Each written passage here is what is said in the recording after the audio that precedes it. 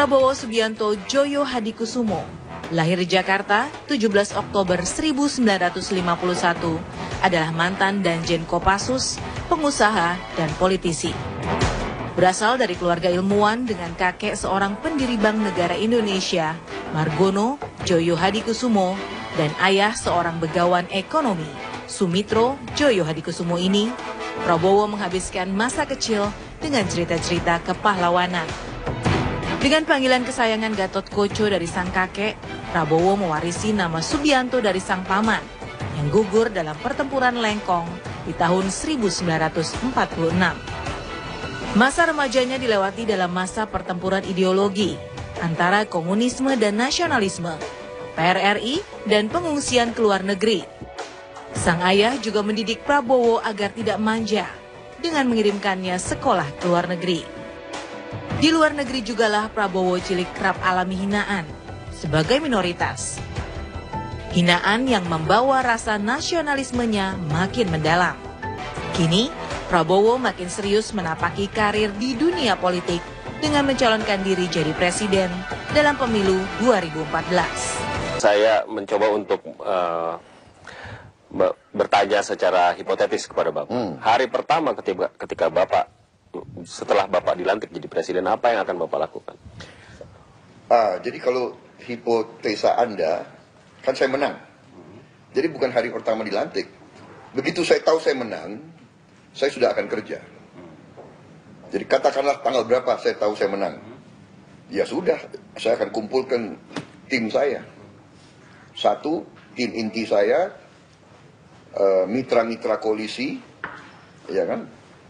Yang tokoh-tokoh pemimpin, kita bersama-sama akan menyusun kabinet. Sesudah itu, berbarengan dengan itu, tim pakar sudah mulai kerja memperbaiki program-program, strategi apa. Jadi bukan hari pertama dilantik, hari pertama tahu kita menang. Jadi sudah sah, kita masih dikasih waktu berapa bulan ya? Juli, Agustus, September. Jadi kita kan 2 bulan full. 60 hari kita sudah mulai kerja, sehingga nanti mana yang akan Bapak prioritaskan? Sektor mana yang akan Bapak prioritaskan? Masalah kita ini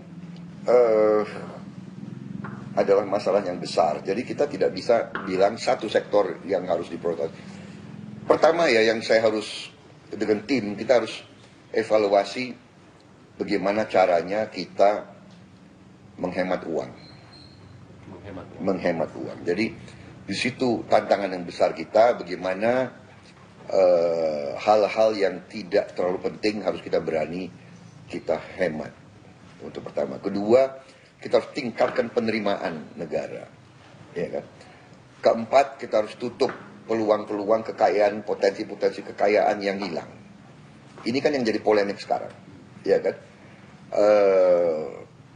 Dalam hal ini semuanya itu baru kita terapkan strategi kita. Yang kita ingin Indonesia menjadi negara produktif. Tetapi yang paling utama kita harus selamatkan atau kita harus amankan adalah kita harus amankan pangan kita. Kita harus swasembada pangan. Kita tidak boleh impor pangan dan kita harus kurangi impor bahan bakar dari luar. Ini dua yang sangat penting. Ekonomi kita, selama kita impor pangan dan bahan bakar, ekonomi kita tidak kuat dan tidak mandiri. Jadi itu strategi besar saya. Kontrak karya baru kemudian belakangan. Apa itu? Kontrak karya dengan asing dan lain sebagainya itu saya kira itu tidak terlalu fundamental. Itu ternyata Pak Alvito ya, kalau kita hitung-hitung kekayaan kita begitu besar dan kebocoran-kebocoran itu kalau kita tutup, kita bisa dapat uang yang sangat besar sehingga kontrak-kontrak itu nanti secara alamiah aja kita hadapi gitu loh. Kenapa saya bertanya soal ini? Karena banyak orang yang berpikir bahwa ketika Bapak menjadi presiden, kemudian hal pertama yang dilakukan adalah itu. Apa itu?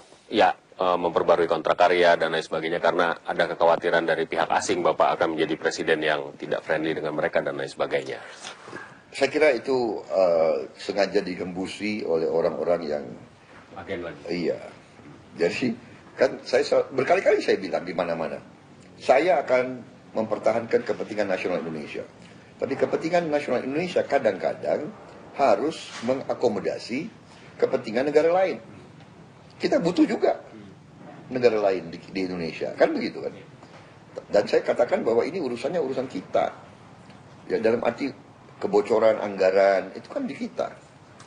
Penggelembungan proyek, markup itu kan di kita. Kan begitu kan? Proyek-proyek yang gagal, jembatan nggak ada gempa jatuh sendiri, itu kan urusan kita, bukan urusan asing. Jadi ini bukan saya anti asing, tidak. Saya mengatakan, saudara-saudara, persaingan di dunia ini keras. Kalau kita nggak beres, kita akan kalah. Kan begitu. Jadi bukan soal kontrak-kontrak kita akan hormati. Kita nggak mungkin tidak hormati kontrak. Iya. Kan? Saya Kalau kontrak yang tidak adil, boleh dong kita renegosiasi. Kenapa tidak boleh? Boleh. Antara perusahaan sama perusahaan minta renegosiasi boleh. Kan begitu. saya menggunakan istilah mitos barangkali. Saya tidak tahu, mungkin ada istilah yang tepat untuk itu. Mitos yang mengatakan bahwa seorang presiden Indonesia terpilih yang akan menjadi presiden secara legitimate harus mendapat dukungan proper dari kekuatan-kekuatan asing. Bapak percaya dengan itu? Ya kalau begitu, untuk apa kita merdeka, Pak? Ya udah kita minta aja negara asing tentukan. Daripada capek-capek, kau kirim aja deh presidennya dari kamu. Iya kan? Di rental. Nah, iya. Atau kau umumkan aja deh petunjuk, benar kan? Saya tidak percaya itu. Saya tidak percaya itu. Ya kan, banyak negara ternyata memilih pemimpin-pemimpin mungkin yang tidak disukai oleh kekuatan-kekuatan tertentu. Itu tergantung rakyatnya sendiri. Ya kan? Jadi saya lihat banyak contoh orang-orang yang tidak disukai negara-negara tertentu dipilih oleh rakyat, ya kan? Baru saja India memilih siapa itu? Modi dan sebagainya. Ya. Jadi saya kok tidak begitu ya. Saya pikir itu hanya mitos. Iya, hanya mitos. Kembali ke rakyat, saya kira. Boleh cerita nggak Pak sama kita? Bagaimana sesungguhnya awal pertemuan Bapak dengan Pak Jokowi? Saya lihat Bapak berkeliling ke berbagai daerah di tanah air, sangat masif ya. Dengan hadir di depan massa cukup lama dalam sekali pertemuan. Itu bagaimana mengatur stamina dan power Anda gitu. Saya bisa tidur di mana saja, walaupun sebentar, seperempat jam saya bisa tidur. Itulah. Di mobil saya tidur, di pesawat saya tidur, di helikopter saya tidur. Begitu ada kesempatan saya tidur, istirahat, recharge. Kemudian saya minum kopi. Orang biasanya agak menghindari kopi kan untuk kesehatan, katanya Bapak justru. saya justru butuh kopi, Pak. Bapak mengikuti perkembangan hasil survei belakangan ini? Saya sepintas ya, karena survei di Indonesia itu kita harus tanya itu yang bayar siapa, ya kan? Karena survei itu kan industri, Pak. Ya kan?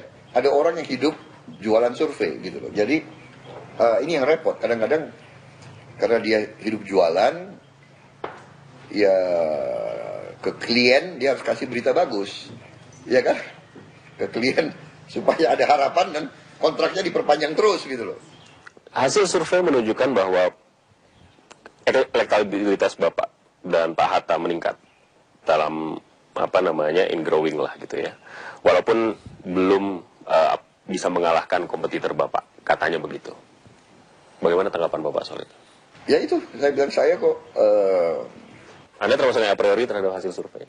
Saya punya pertimbangan sendiri, saya punya hitungan sendiri, dan sekarang sudah mulai kelihatan kan, walaupun itu survei-survei dari pihak yang bukan pro kita, tetap aja mengakui bahwa kita terus momentumnya naik terus. Ya. Buat orang-orang yang tidak mengetahui perjalanan sejarah atau tidak mengikuti perjalanan sejarah politik Pak Prabowo dan Jokowi, Pak Jokowi, itu mungkin nggak paham sebelumnya Bapak dan Pak Jokowi ada di di sisi yang sama melakukan perjuangan politik. Boleh cerita nggak Pak sama kita?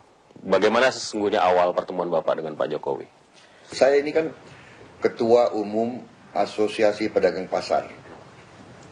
seluruh Indonesia ya, pedagang pasar. Dan pedagang pasar ini selalu dikerjain oleh perusahaan besar kerjasama dengan Pemda di mana-mana, iya kan? Kemudian mereka sering digusur, sering alasan pasar ini kotor, tua, jorok, harus di develop baru. Begitu di develop baru, penghuni yang lama nggak mampu masuk bayar. Ini klasik terjadi. Dan modusnya selalu kalau mau bangun pasar baru, yang lama itu terjadi kebakaran. Ini sudah klasik.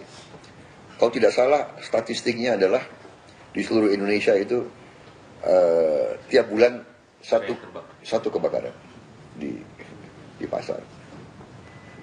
Nah, saya dengar di Solo ada seorang wali kota yang berhasil memindahkan dengan baik. Saya tertarik. Perjalanan lanjut. Kemudian tibalah pilkada gubernur DKI, kalau nggak salah itu 2012. Kemudian mencari-cari tokoh.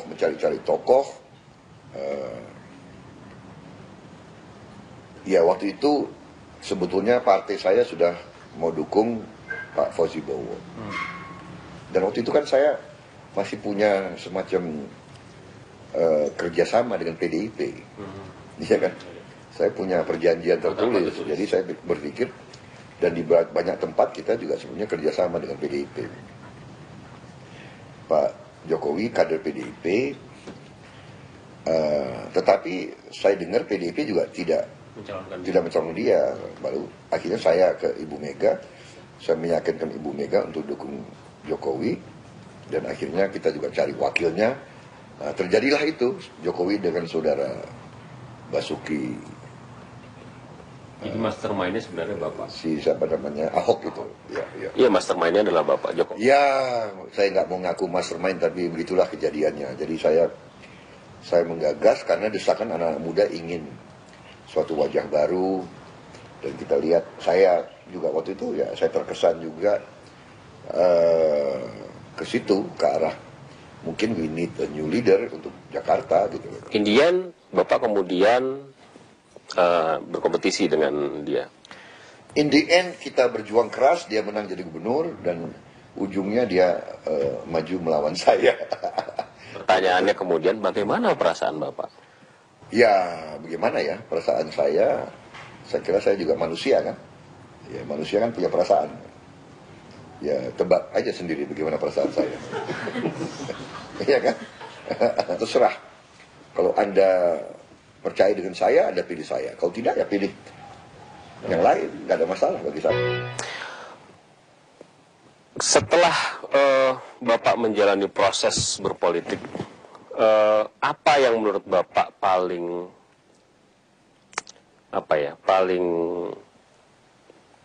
berkesan buat Bapak dalam perjuangan politik Bapak? Yang berkesan ya, saya kira adalah kesempatan mengutarakan hal-hal yang tidak pernah diutarakan oleh tokoh-tokoh lain. Saya kira itu. Saya terus terang aja bukan seorang profesor ekonomi, tetapi ada beberapa fenomena yang saya ungkapkan di hadapan para guru besar ekonomi, mereka sendiri tercengang. Ya, di mana saya mengungkap fenomena bahwa kekayaan nasional kita mengalir ke luar negeri. Ya, fenomena bahwa devisa kita, negara kita mengalami keuntungan tiap tahun 25 miliar dolar selama 15 tahun, dan keuntungan itu tidak tinggal di Indonesia. Jadi bayangkan, ternyata para ahli ekonomi yang begitu banyak di Indonesia tidak ada satupun selama 15 tahun ini yang mempersoalkan kenapa kekayaan nasional kita tidak tinggal di Indonesia. Nah, saya bertanya, kalau kita bekerja dan penghasilan kita tidak kita pegang, kita tidak pertahankan, itu apa namanya? Itu namanya kan kita budak. Kan begitu, Pak? Kita lebih, kalau kuli masih digaji, Pak. Ini kekayaan kita diambil, kita dan diam. Dan elit Indonesia tenang, diam. Jadi kalau Anda, saya yang bicara. Saya keliling kemana-mana, kadang-kadang tidak ditanggapi, tidak pernah dimuat. Alhamdulillah sekarang Anda wawancara saya, ya kan? Iya kan? Banyak orang yang dari sebagian orang yang masih percaya sama politik, Pak. Banyak orang yang juga a priori sama politik, karena politik tidak menghasilkan apa-apa. Calon yang tadinya berbunga-bunga, yang mempesona, pada akhirnya juga nggak ngapa-ngapain juga, nggak memberikan apa-apa buat rakyat. Jadi begini, itu tidak benar, itu tidak boleh. Justru itu berbahaya. Jadi ada yang mengatakan ya, bahwa kalau orang baik diam semua, yang berkuasa adalah orang-orang yang tidak baik, ya kan? Jadi kasarnya itu, kalau orang yang baik tidak mau berpolitik, yang berpolitik nanti orang-orang jahat. Jadi itu tidak benar. Kita harus yakinkan semua rakyat, para cendekiawan, para tokoh, semuanya harus meyakinkan bahwa politik terlalu penting untuk diabaikan. Justru orang golput itu yang mencelakakan negara. Datang ke TPS, pilih yang Anda harus konsekuen, pilih yang menurut Anda terbaik. Partai A, partai B, partai C, kalau dalam hal ini nomor 1 atau nomor 2 silakan. Kalau Anda tidak memilih, Anda golput, suara Anda ini yang bisa dijual belikan. Jadi dan kita harus percaya bahwa rakyat memilih akhirnya bisa mendapatkan perbaikan hidup. Jadi suatu pemikiran bahwa politik itu tidak berguna itu sama sekali berbahaya untuk perkembangan suatu negara. Jadi saya selalu menganjurkan, terserah. Kalau Anda percaya dengan saya, Anda pilih saya. Kalau tidak, ya pilih yang lain. Nggak ada masalah bagi saya. Ya. Baik, terima kasih Pak atas waktunya. Dalam perjalanan berapa 20 hari ini, masih akan ada hal-hal yang akan Bapak lakukan. Sukses dan yang terbaik buat Bapak dalam pertarungan kali ini. Ya, terima kasih. Terima kasih. Boleh tepuk tangan?